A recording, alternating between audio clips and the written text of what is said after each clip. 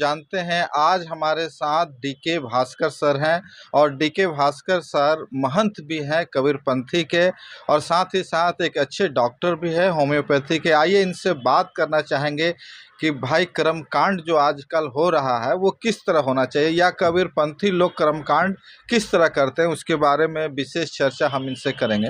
तो बहुत बहुत स्वागत है सर।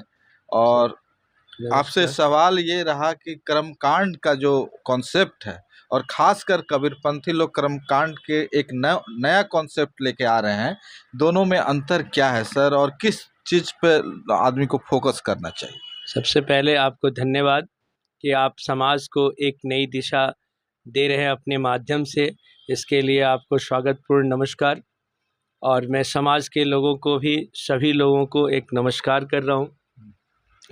आज जो इन्होंने क्वेश्चन रखा है कर्मकांड पे, तो सबसे बड़ी बात है जो हमारा कोई भी धर्म हो, इस संसार में जितने लोगों की उत्पत्ति होती है वो सब एक समान होती है। सभी माँ के गर्भ से आते हैं, चाहे वो किसी भी धर्म के हों, संसार के किसी कोने में रहते हों, पहाड़ के कंदरा में रहते हों, जंगल में रहते हों, इंग्लैंड, अमेरिका, जापान, चाहे किसी भी देश के कहीं भी रहते हों, उनकी उत्पत्ति माँ के गर्भ से होती है और सबकी मृत्यु भी एक समान होती है।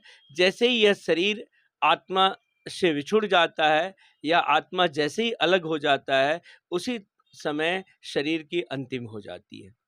जब तक यह शरीर आत्मा से जुड़ा रहता है, चाहे एक्सीडेंट में उसकी हार्ट में भी गोली क्यों नहीं लग जाए, ब्रेन में क्यों नहीं लग जाए, लंग्स में क्यों नहीं लग जाए, पेट में क्यों नहीं लग जाए, कितनी भी सीवियरिटी होती है, छूड़ा भाला, चोट, एक्सीडेंट, वो बहुत सारा होने के बाद अगर प्राण शक्ति शरीर के अंदर विद्यमान है तो वो हार्ट की गोलियां निकल जाती है, वो छूड़े निकल जाते हैं, वो ऑपरेशन हो जाती है, ब्रेन का भी ऑपरेशन हो जाता है और आदमी लाइव रहता है। लेकिन शरीर में कहीं दाग भी ना हो और हार्ट अटैक हो जाता है, ब्रेन हैमरेज हो जाता है और शरीर से आत्मा का विछुड़न हो जाता है, तो शरीर समाप्त हो जाता है। चाहे वो किसी भी धर्म का हो, किसी भी जाति का हो, संसार के किसी कोने का रहने वाला हो, सबकी मृत्यु एक समान होती है। लेकिन इस संसार में एक सबसे बड़ी विडंबना, जिस भारतवर्ष में और भी अन्य देशों में अगर ऐसी विडंबनाएं हैं, तो यह बहुत बड़ी विडंबना है और एक बहुत बड़ा झूठ का पुलिंदा है। उस पुलिंदे को हम आज समाज के बीच में रखना चाह रहे हैं। वह कौन सी पुलिंदा है कि यह कर्मकांड रूपी जो झूठ का पुलिंदा है। जैसे श्राद्ध का मतलब होता है विशेष श्रद्धा। तो अब आप समझ लीजिए कि जिस आदमी की अंतिम हो गई और वह पंच तत्व तक चला गया, अब उसकी पार्थिव शरीर भी नहीं है मेरे पास। जब तक पार्थिव शरीर होता है तब तक थोड़े बहुत छोटे बड़े श्रद्धा आदमी उसमें उसको स्नान करा के, उसमें घी मलम लगा के, चंदन इत्र लगा के, कुछ फूल बत्ती चढ़ा के, अंतिम में लकड़ी भी जलने को हो या अगर उसको दफनाया जाए तो मटियाँ डाल के, अगर वो जा रहा है पानी को तो वहाँ भी सहारा कंधा दे के कुछ न कुछ उसकी श्रद्धा व्यक्त हम लोग अंतिम करते हैं। लेकिन जैसे ही वह शरीर पार्थिव पांच तत्व के लिए विलीन हो जाता है, तब हम लोग उसके प्रति कोई श्रद्धा व्यक्त किसी भी कीमत पर नहीं कर सकते हैं। इसीलिए बहुत सारे देशों में मरने के बाद कोई कर्मकांड नहीं किया जाता है। फिर ईसाइयों में भी देखिए कोई उसमें दिन लिमिट नहीं है। 2-4 दिन 5 दिन पर एक बैठक होती है सर्व की और सभी लोग आके एक श्रद्धांजलि, तो श्रद्धांजलि भी वह भी एक श्रद्धा का पुंज है जिसे हम मरने के बाद नहीं व्यक्त कर सकते हैं। क्योंकि मैं कौन होता हूँ उसे जन्नत जहन्नुम या स्वर्ग नर्क या किसी महान उच्चतम स्थान में उसके आत्मा की शांति की प्रेरणादायक स्रोत मैं नहीं बन सकता। क्योंकि यह सारे धर्मों में, सारे ग्रंथ में यह विधित है कि इंसान के कर्म के अनुसार उसका फल निहित है। तो जब सारे धर्म, चाहे वो हिंदू, मुस्लिम, सिख, ईसाई, बौद्धी, जैनी, जितने भी हैं, सारे धर्म यही कहते हैं कि जिसने जैसा किया वैसा पाना, यही सत्य है। तो अब वह करके चला गया, अब उसके कर्म में और उसकी आत्मा को शांति देने की औकात मेरी नहीं है। मैं अपना तो कर्म बदल ही नहीं पा रहा हूँ, मुझे अपने अच्छे कर्म तो संभल नहीं पा रहे हैं, अपना तो सुधार हो नहीं रहा है, और दूसरे जो इंसान इस संसार छोड़ गए उनकी पैरवी और उनके कर्म कांड को बदलने और उनके आत्मा की शांति की आहुति देना, यह झूठ के पुलिंदा से भी बड़ा कोई और नहीं हो सर सकता। आपको रोकना चाहेंगे, कर्मकांड की बात है जो हर धर्म में अलग अलग तरह का विधि है, हर धर्म में अलग अलग तरह का भावना है, प्रक्रिया है। एक कॉन्सेप्ट है स्वर्ग और नरक का। जी, कहा जाता है कि जो व्यक्ति का देहांत हो जाता है और उसका जिस तरह से कर्मकांड किया जाएगा, वो व्यक्ति स्वर्ग जाएगा या नरक जाएगा। तो क्या लगता है इस तरह का कर्मकांड करने से व्यक्ति स्वर्ग में चला जाएगा क्या? जब पहले से ही निहित है कि कर्म प्रधान विश्व करी राखा, जो जस करहि सोचस फल चाखा। जी। रामायण में भी लिखा है कि काहु न को सुख दुख कर दाता, निज कृति क्रम भोग सब भ्राता। यानी कि कर्म ही प्रधान है, जो जैसा करेगा वैसा पाएगा। जी। तो जब वह व्यक्ति स्वरूप शरीर में था, तभी तक वह कर्म कर पाया और उसके कर्म के अनुसार उसका फल निहित हो गया। जी। रही बात स्वर्ग और नर्क, तो यह इस संसार में ही है और इस संसार से परे कोई स्वर्ग, कोई नर्क, कोई जन्नत और कोई जहन्नुम, कोई किसी तरह का वैसा नहीं जगह है जहां दुनिया जाती है। इसी संसार वापस में फिर से परिवर्तन स्वरूप में उसे आना पड़ता है। तो जैसा कर्म करता है वैसी जोनी, वैसी शरीर, वैसा स्वरूप उसे प्रदान होती है। पहला तो उसका बेटा बेटी उसका एक स्वरूप है, उसका एक पुनर्जन्म है, वह उसी के बूंद रक्त से पैदा हुआ है। तो जैसे ही जिस इंसान के बूंद से जो बच्चे पैदा लिए हैं, वह उसका पुनर्जन्म है और उसके ही स्वभाव विचार से उसके कर्म और उसके भाग्य बनते हैं। यानी कि उनका पुत्र उनको स्वर्ग तक नहीं पहुंचा पाएगा। जब तक वो अच्छा कर्म नहीं करेगा, उसकी सुख शांति नहीं होगी, वह चैन से जी नहीं पाएगा, तो स्वर्ग क्या मिला? अगर उसके पुत्र ही कष्ट में हैं, वह स्वयं कष्ट में है, तो स्वर्ग और जन्नत तो यहीं देख ले, वो अपना जहन्नुम और नर्क क्या होता है। मरने के बाद अगर दान पुण्य कर दिया जाए बहुत अच्छा से, बहुत अच्छा गया जी जाके उनका पिंड दान कर दिया जाए, तो क्या वो व्यक्ति, मरने वाला व्यक्ति, स्वर्गवास व्यक्ति, क्या स्वर्ग में स्थान पा सकता है? कभी नहीं। मरने के बाद किसी के कर्म में कोई परिवर्तन करना असंभव है। अगर ऐसा दुनिया का कोई ऐसा धार्मिक व्यक्ति हो या कोई वैसा व्यक्ति हो जो मरने के बाद किसी के वो कर्म कांड में परिवर्तन करके और उसको अच्छा जोनी, अच्छा जगह दिलाने का औकात रखता है, तो मैं अपनी पूरी प्रॉपर्टी और अपना शरीर सदा के लिए उसको प्रॉपर्टी बाय रजिस्टर्ड कर दूंगा। ऐसा झूठ है, क्योंकि मरने के बाद उसके कर्म में अब परिवर्तन लाने का किसी, अपना तो कर्म बदल नहीं रहा है, अपना तो जगह बन नहीं सकता है। मेरी औकात नहीं है कि मैं अपना जन्नत बना लूं, तो मैं मरने वाले का जन्नत बनाऊं, इससे बड़ा संसार में कोई झूठ नहीं हो सकता। ये सबसे बड़ा झूठ है। और मरने वाले को यहाँ से हम कुछ भेज दें, इससे भी बड़ा कोई झूठ नहीं।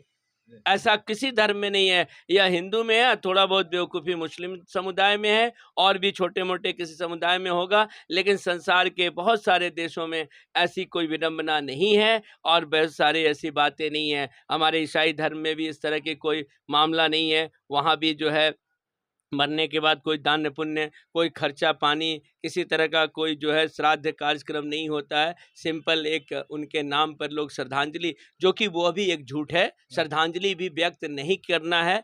बस श्रद्धांजलि किस पर व्यक्त करना है या श्रद्धा श्राद्ध किसका हो सकता है, ये भी मैं बता देता हूँ। श्रद्धांजलि उनके घर वालों पर हम व्यक्त कर सकते हैं। उसका कोई बच्चा है जो अभी अबोध है, अभी नाबालिग है, अभी उस लायक नहीं है, उसके जीवन, उसकी बच्ची है जिसकी शादी नहीं हुई है, उसके घर वाले माँ बाप हैं जिनका कोई आसरा नहीं है, मतलब उनके घर में किसी तरह की आर्थिक या शारीरिक या किसी जनता की ज़रूरत या किसी तरह का मैन पावर हो या स्किल पावर हो या धन की ज़रूरत हो, उसमें हम उसको उस तरह के स्किल, उस तरह के आदमी के दे के और उसके काम को सहयोग करके और उसको हम क्षति जो हुई है उस मरने वाले की, उसकी पूर्ति हम उसके घर वालों को कर सकते हैं श्रद्धांजलि दे के। घर वालों की श्रद्धांजलि हम दे सकते हैं। और श्राद्ध किसका हुआ, श्रद्धा किसकी पूरी होती है? जिसके दिल में है कि मैं भोज बड़ा करता, मैं खूब मिठाई खिलाता, मैं खूब लोगों को बढ़िया भोजन करके सबों को जो है तृप्त कर देता। तो जो लोग उस मरने वाले के नाम पे अपना भोज करते हैं, उनकी श्रद्धा पूरी होती है।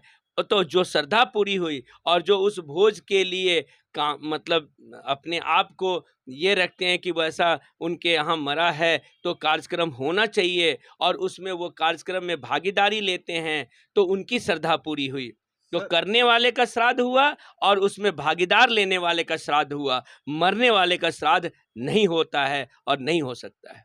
सर आप कबीर पंथ के आचार्य भी हैं, और जिस तरह से देखा जाता है कई लोग जो है मृत्यु भोज का विरोध करते हैं कि मृत्यु भोज से ये कहीं कॉन्सेप्ट अच्छा नहीं है, इसको विरोध करना चाहिए। इस बारे में कबीर पंथी लोग क्या सोचते हैं सर? एकदम, मृत्यु भोज तो कभी भी मरने वाले का हुआ ही नहीं, जी वह तो पहले ही झूठ हो गया। जी क्योंकि मरने वाले के अब नाम पे हम जो कुछ भी कर रहे हैं वह झूठ के सिवाय कुछ भी नहीं है। जी। वह भोज हम अपना कर रहे हैं, अच्छा अपना श्रद्धा पूरा कर रहे हैं, अपना श्राद्ध कर रहे हैं। अच्छा। जो लोग मृत्यु भोज करते हैं वो अपना श्राद्ध करते हैं, अपनी श्रद्धा पूरी करते हैं। जी तो जिसकी श्रद्धा पूरी हुई उसका श्राद्ध हुआ, जी मरने वाले का श्राद्ध नहीं हुआ। जी। इसलिए मृत्यु भोज झूठ है, उसको करना एकदम मिथ्या है। अगर आपकी श्रद्धा है तो अपना श्राद्ध कर लीजिए, जी आपको मन है कि हम खिलाएं, आप सक्षम हैं तो खिला लीजिए, जी वो आपकी श्रद्धा हुई, आपका श्राद्ध हुआ। उसमें भागीदार होने की श्रद्धा जिसको मन है वो अपना श्रद्धा पूरा किया तो उसका श्राद्ध हुआ।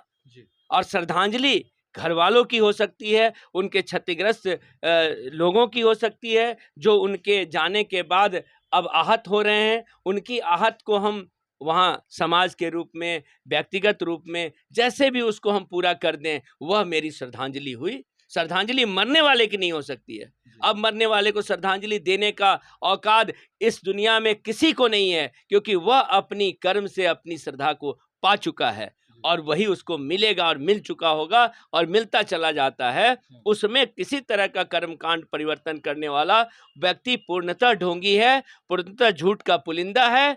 और यह अगर सत्य है तो वह साबित करे कि अन्य धर्मों में अगर नहीं होता है तो उसका क्या विनाश हो जाता है? क्या उसके पूर्वज का पिंडा नहीं पड़ा पाता है तो क्या उनके परिवार का नाश हो जाता है? अगर नाश होता है तो इस पूरी दुनिया में अरबों खरबों संख्या और अरबों खरबों परिवार हैं जो डेली उसमें से करोड़ों करोड़ लोग मर रहे हैं। तो बताए वो आदमी कि उनका क्या होता है।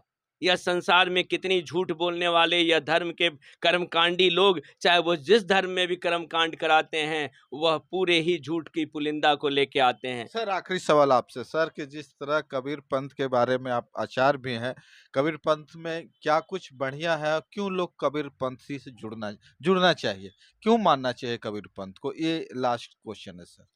ये देखिए, सदगुरु हमारे इस संसार स्वरूप में उद्भव लिए और उनके प्रकट के बाद जो संसार को संदेश मिला, इस संसार को आडंबर से उन्होंने मुक्त करा। उनका उद्देश्य था कि हम न हिंदू हैं, न मुसलमान हैं, न सिख हैं, न ईसाई हैं, हम इंसान के औलाद इंसान हैं।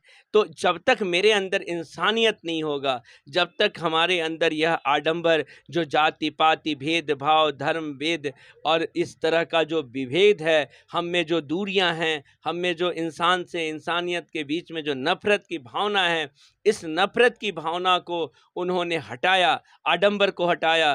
कहा हिंदू कहे मोहि राम प्यारा, तुर्क कहे रहीमाना, और आपस में दो लड़ मुया, मर्म काहू नहीं जाना।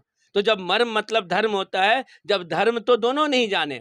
उन्होंने राम की चर्चा की, उन्होंने रहमान की, लेकिन वास्तविक राम और रहमान है कौन?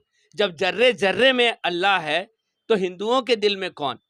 और जब कण कण में भगवान है तो मुस्लिमों के सीने में कौन? मुस्लिम के जब कण कण में तेरा भगवान है तो मुस्लिम के सीने में कौन रहता है? और जर्रे जर्रे में अल्लाह है तो हिंदुओं के दिल में कौन रहता है? मैं दोनों से पूछना चाहता हूँ। इसीलिए उन्होंने कहा कि हिंदू कहे मोहि राम प्यारा, तुर्क कहे रहीमाना, आपस में दो लड़ मुँह मर्म काहू नहीं जाना। उन्होंने कहा कि काकड़ पातिर जोड़ के मस्जिद लिया बनाए, ताचड़ी मौला बांग दे क्या बहरा हुआ खुदा है। इसको कहा कि पत्थर पूजे हरी मिले तो मैं पूजूं पहाड़। अगर छोटे पत्थर पूजने से हरी मिल जाए तो मैं पहाड़ी को पूज लूं, जहां हरी का भंडार ही मिल जाएगा। तो पत्थर पूजे हरी मिले तो मैं पूजूं पहाड़। ताते वो चक्की भली जो पीस खाए संसार। जब पत्थरी पूजना है तो चक्की को पूज लो, जिसकी पीसे हुए आटे खाते हो, सत्तू खाते हो, बेसन खाते हो, जिसका लाभ लेते हो, दाल उससे बना के खाते हो, तरह तरह की चीज़ों उससे फायदा लेते हो। तो फायदा उससे है तो उसकी पूजा कर ले, अगर पूजा ही करना है। मतलब वो उन्होंने एक सत्यता बताई, उस ढोंग और आडंबर से दूर रहने की बात किया। तो उनके विचारों पर चलना है तो आडंबर से मुक्त रहना होगा। लेकिन हमारे कबीरपंथी भाई भी आते हैं हमारे सद्गुरु के संदेश लेके, विचार से कबीरपंथी तो हो जाते हैं, लेकिन उस जो आसक्तिपूर्ण जिससे ग्रस्त होके आते हैं, उस आडंबर से जल्दी मुक्त नहीं हो पाते हैं। यह बहुत बड़ी दुर्भाग्य है और मैं करबद्ध प्रार्थना करूँगा, उनसे हाथ जोड़ के प्रार्थना करूँगा कि वो आडंबर से पूर्ण मुक्त हो जाएँ, कि वो किसी तरह के भेदभाव और आडंबर में ना पड़ें। कोई भी कहीं भी, साफ रामायण भी कहता है, काहु न कोउ सुख दुख कर दाता। इस धरती पे कोई किसी का सुख दुख का दाता नहीं है। निज कीर्ति क्रम भोग सब भ्राता। तो जब अपने ही किए हुए कर्मों का प्रतिफल सबको मिलना है, तो मरने वाला अपना कर्म करके चला गया। अब उसके कर्म में कोई परिवर्तन करने किसी माई की लाल की औकात नहीं। इसीलिए दुनिया के अन्य देशों में कोई मरने वाले पर किसी भी तरह का कोई कार्यक्रम नहीं होता है, क्योंकि वो अपना किया दिया और अपना गया और अपना ले लिया। हाँ, जब शरीर है, जब वह स्वयं है, तब उसके अंदर अच्छाई बुराई लाया जा सकता है। वह किसी गलत नशे, किसी विचार, किसी बेविचार अत्याचार का शिकार है तो उससे मुक्त कराया जा सकता है, नहीं तो वो जहन्नुम में चला जाएगा। जन्नत में जाने के लिए मानव सेवा करो, अच्छा विचार रखो, अच्छे धर्म, अच्छे विचार वृत्ति रखो, दया क्षमा सत्यशील विचार लाओ अपने अंदर। यह कर्म अपने अंदर कब लाया जाएगा? जब हम जीवित हैं, अपने स्वरूप में हैं, अपने कर्म में हैं। लेकिन जब मैं अपने शरीर को छोड़ दिया, अपना कर्म मेरा समाप्त हो गया, तब अब मुझे अपने कर्मों में ना कोई परिवर्तन लाया जा सकता है और ना ही हमारे कर्मों को कोई सुधारने का किसी के पास औकात है, हैसियत है। अगर ऐसी कोई औकात हैसियत रखता है तो मैं उसे अपने जीवन में चाहता हूँ कि वह सामने आए और मैं उसे अपनी जीवन योगदान में दे दूंगा सदा, और अपनी पूरी प्रॉपर्टी भी दे दूंगा। और नहीं तो इस झूठ के पुलिंदा को बंद किया जाए, इसे समाप्त किया जाए। और मैं बार बार कहूँगा कि श्राद्ध का मतलब होता है विशेष श्रद्धा। तो श्रद्धा किसी जीवित आदमी पे ही व्यक्त किया जा सकता है। श्रद्धा पूरी हुई, भोज करने वाले, दान करने वाले की, उसका श्राद्ध हुआ। उसमें भागीदार होने वाले की श्रद्धा पूरी हुई तो उसका श्राद्ध हुआ। श्रद्धांजलि भी मरने वाले की नहीं हो सकती है। आज तक लोग श्रद्धांजलि व्यक्त करते हैं, यह गलत है। मरने वाले के परिवार पे श्रद्धांजलि व्यक्त करना है, उसके आहत वाले लोगों पर श्रद्धांजलि व्यक्त करना है, उसके आहत को पूरे करना है अगर ज़रूरत है तो, और नहीं ज़रूरत है तो उस पर विशेष कोई कार्यक्रम की, किसी तरह की कोई विशेष आवश्यकता नहीं पड़ती है। हाँ, वह सामाजिक व्यक्ति हैं, वह हमारे लिए बहुत कुछ धन्य व्यक्ति थे। समाज में उनकी बहुत बड़ी क्षति हुई तो समाज के लोग उनके किए हुए कर्मों पर विचार व्यक्त कर सकते हैं, उनके कर्मों को अपनाने की संकल्प ले सकते हैं, उनके मार्ग पर चलने का संकल्प ले सकते हैं, अपने जीवन में उतार सकते हैं और उनकी याद करके, उनकी स्मृति करके, उनके प्रश्न, उनके जीवन चिन्हों पर, उनके पद चिन्हों पर चलकर उनके विचारों को इस संसार में कायम रख सकते हैं। जैसे बुद्ध, महावीर एंड जितने भी बड़े बड़े संत महात्मा, बड़े बड़े लोग इस संसार में आए और दुनिया में एक सच्ची राह दिखाए,